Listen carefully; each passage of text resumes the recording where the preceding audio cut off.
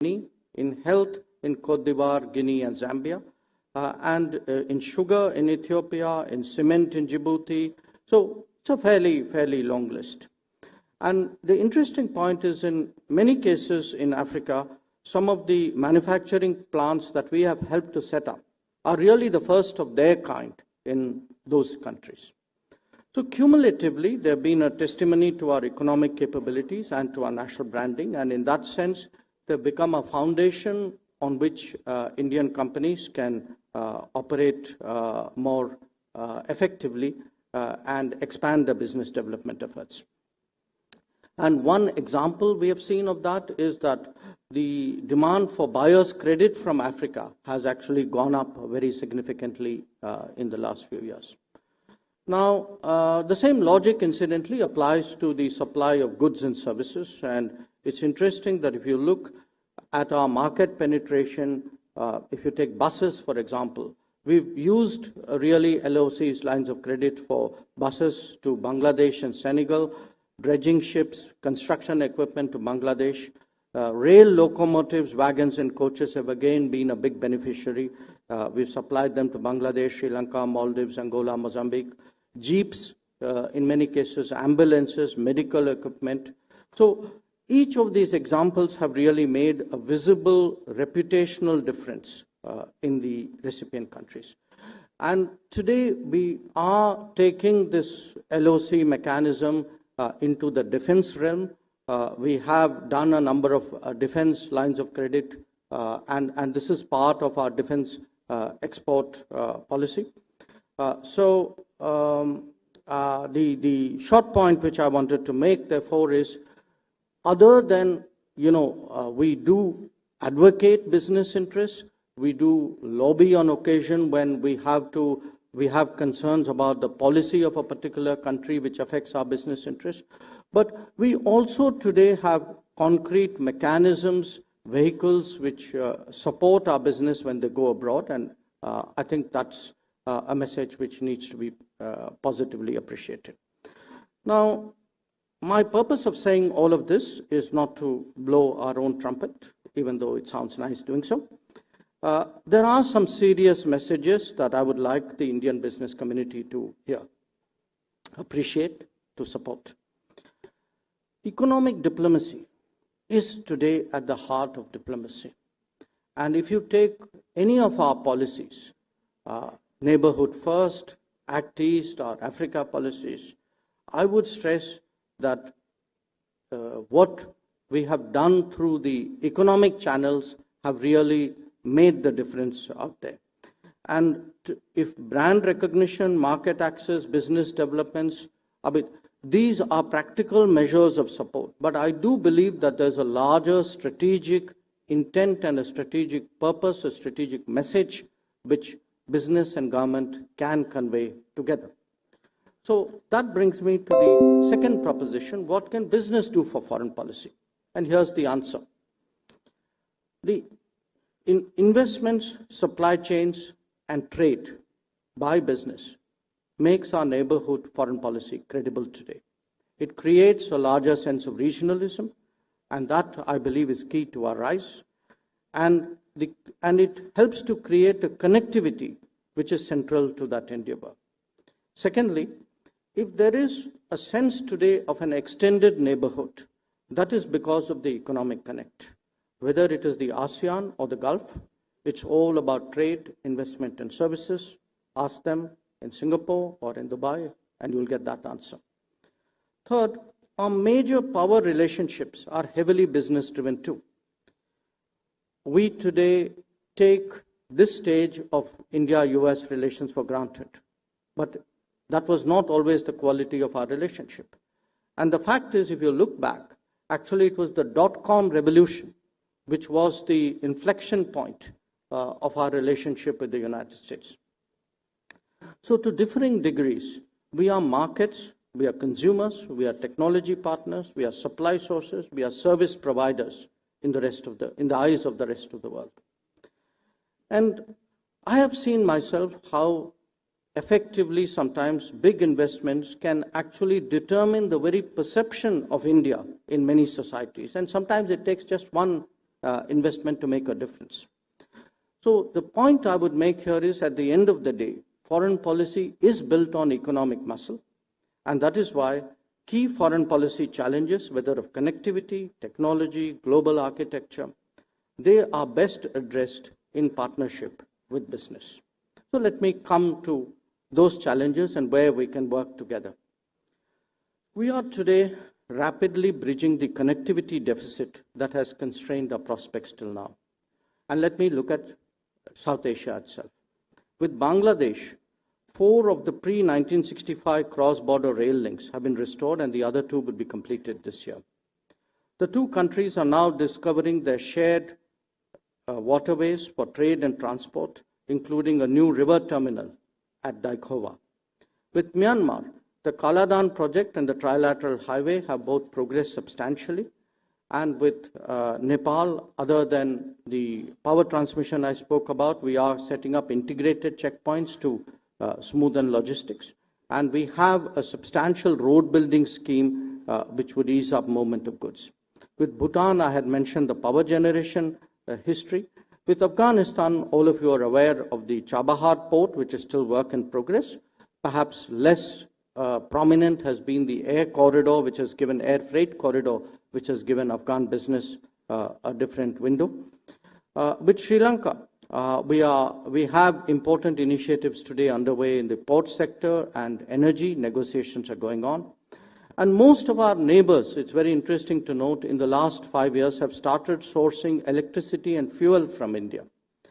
Their goods transit us more comfortably, as indeed do ours.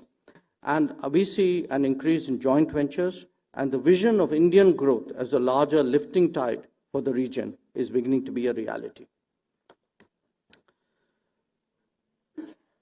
Now, India's outlook towards development partnerships obviously reflect our larger worldview. It is demand-driven, it is consultative, and it respects the interests of our partner countries. This applies, the same mindset applies to our connectivity approach as well. It is a subject on which we have made policy pronouncements, but I would like to remind you today that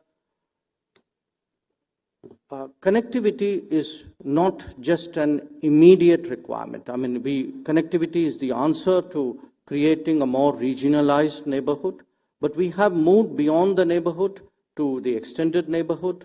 That's why I spoke of Myanmar, to the Indian Ocean, where we have some important connectivity initiatives underway, and it's a question of time before it reaches Africa as well. And why I stress connectivity is today the new great game. It shapes choices and builds linkages that could well determine the relationships of states. India's views on connectivity, as I said, were made clear in 2017 and have been reiterated since. We have actually been the pioneering voice of a global conversation on this subject.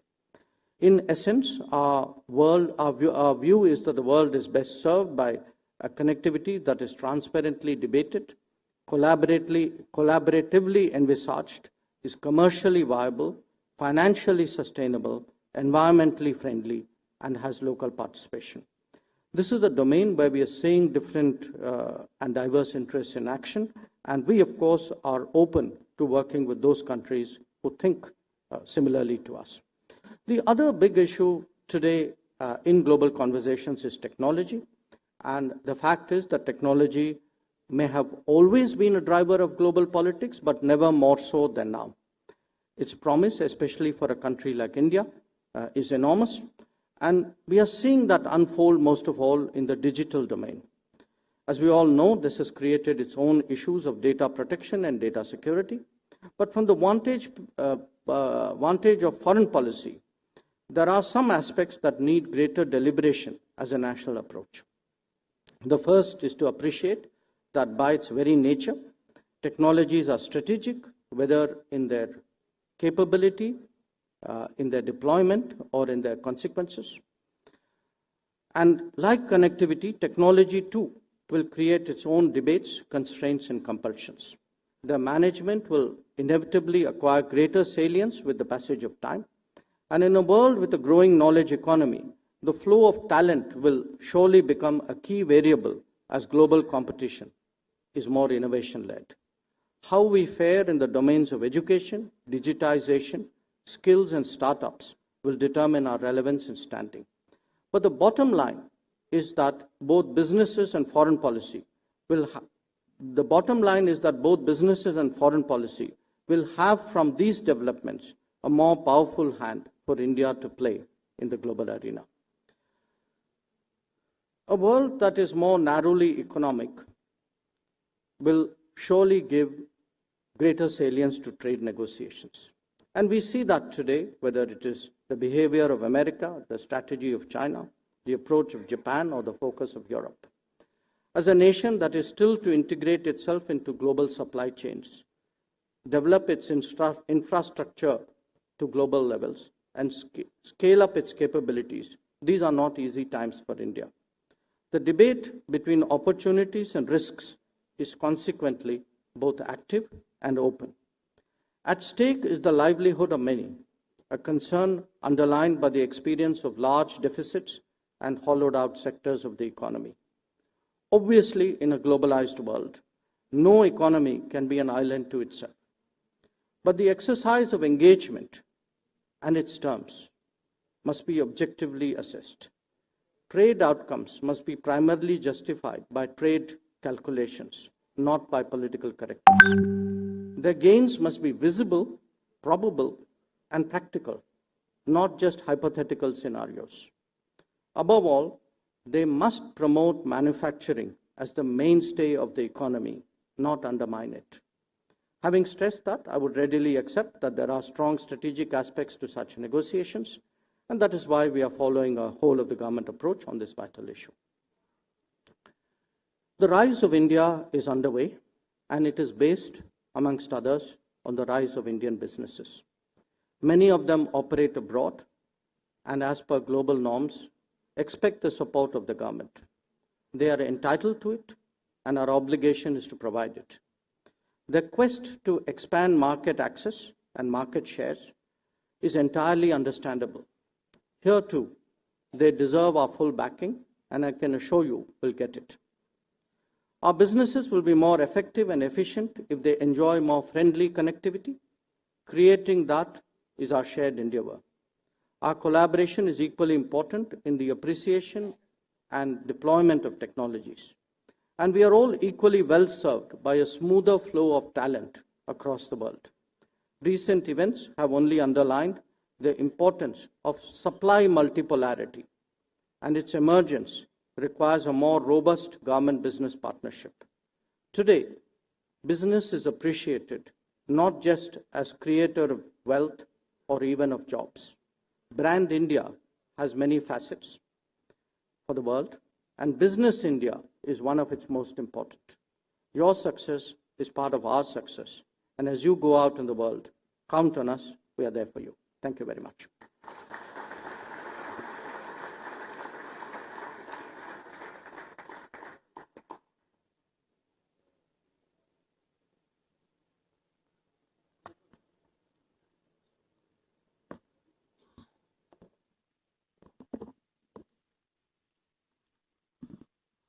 Thank you, Dr. Jaishankar.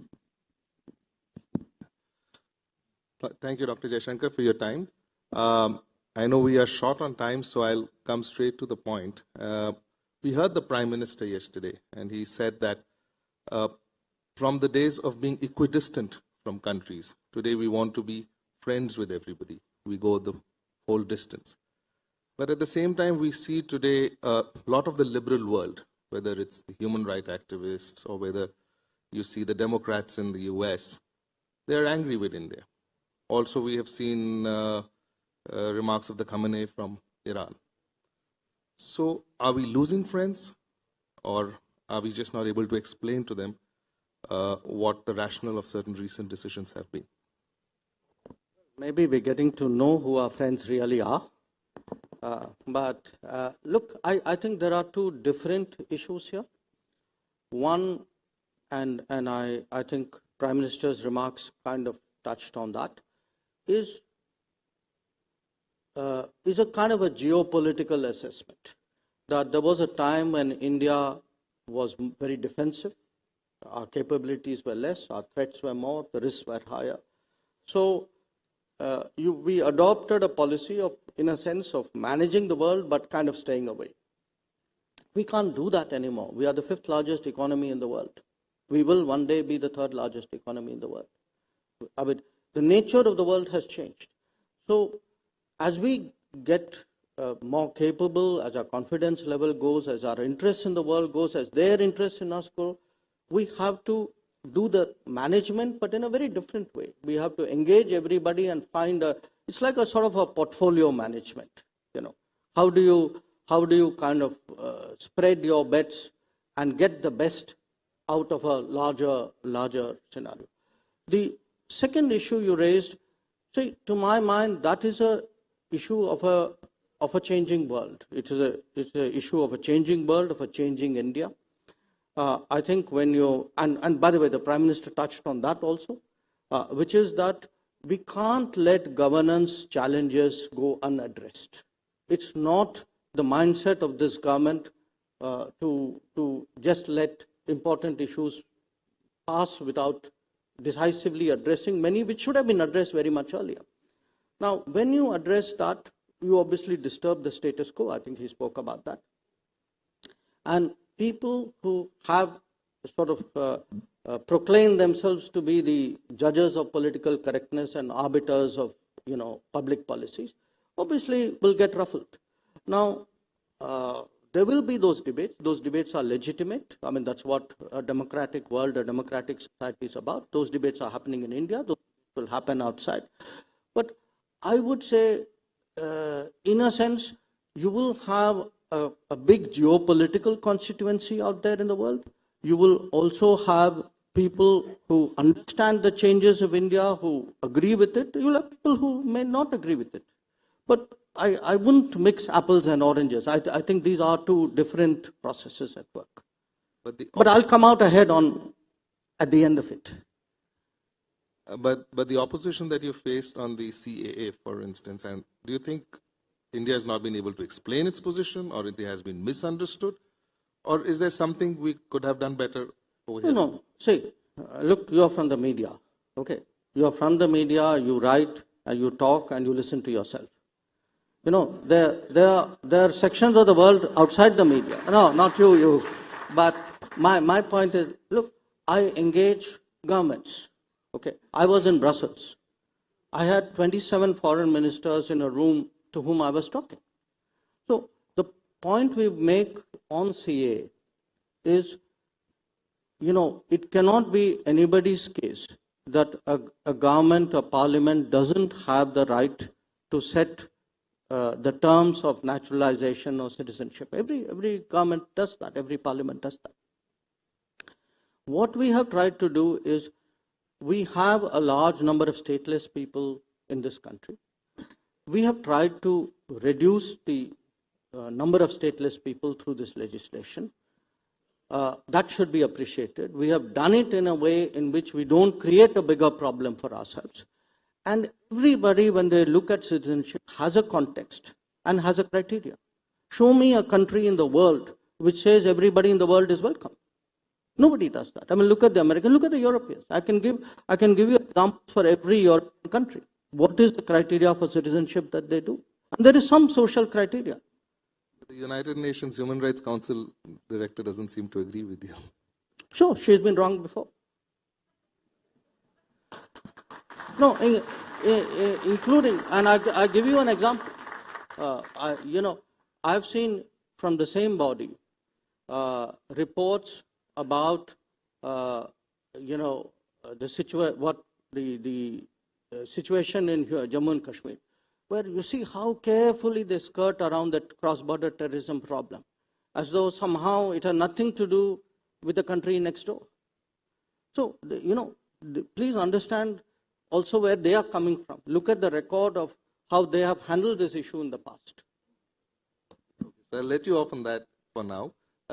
Just two small issues. You did speak about trade. So moving out of RCEP, at the end of it, was it a business decision or was it a strategic decision? or driven by business interests or strategic? No. To my mind, that's my central point today. There's no difference. I can't have a strategy for India which is bad for Indian business. Then I'm hurting my national strategy.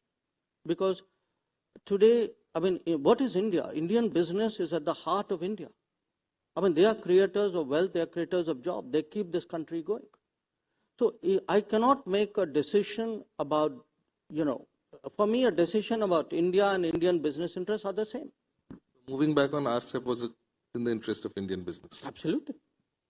At the end of the day, we were looking at our experience of the last 20 years, looking at the non-tariff barriers which we face from many of the very countries in that room. This is not a sort of secret. We have said it before. Look, there are businesses, Indian businesses, which are globally competitive. Okay, and I give you the two most obvious cases, which is pharmaceuticals and the IT business. Look at their penetration of the RCEP economies, and look me in the eye, and then tell me this is comparative advantage or your market standing. It's not. So, today when I hear people talking protectionism, who should hold up a mirror to what their own economies are about? The future of trade will be on tariffs or on standards when we look at it in the future for us. I think the world is moving from tariffs to standards. It's obviously, it's never one or the other. It's a mix. The Americans have brought tariffs back into play in a way. This is a question really which my colleague should be answering. But as a general observation and a former and brief businessman, I can tell you that we also should move more towards standards. Lastly, you mentioned that decisions on technologies are also strategic decisions. Did you have 5G in mind when you were discussing? I have all technologies in mind. It's a generic sort of observation. I didn't. Do you have any specific views on how we should approach 5G as such?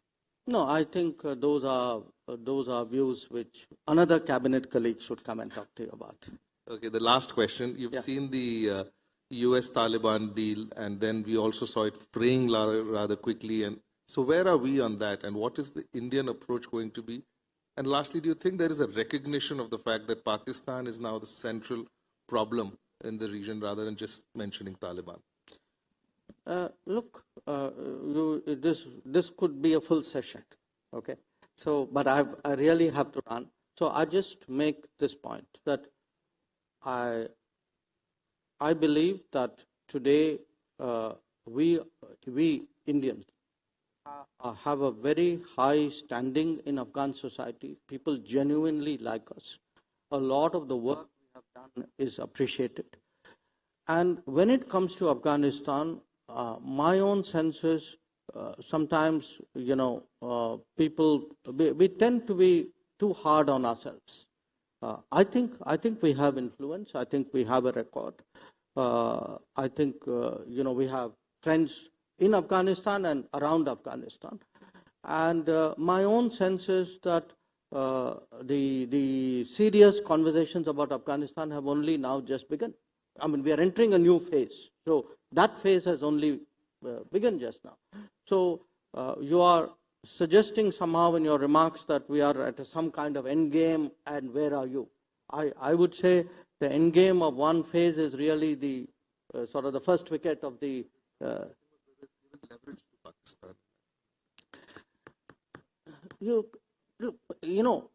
Pakistan is the neighbor. It's the proximate neighbor with a larger border. Our border with Afghanistan is smaller than Pakistan's, obviously. But you have to ask yourself, what has Pakistan done in the last 20 years? What has been their contribution?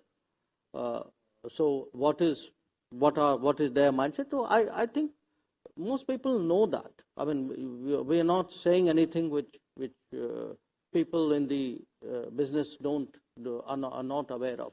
So look, eventually all of us have reputations, records, friends, partners, interests. It will play out. It will not play out in a hurry, but it will play out. Thank you, Dr. Jaishankar. I know you're in a hurry. Thank you for your time.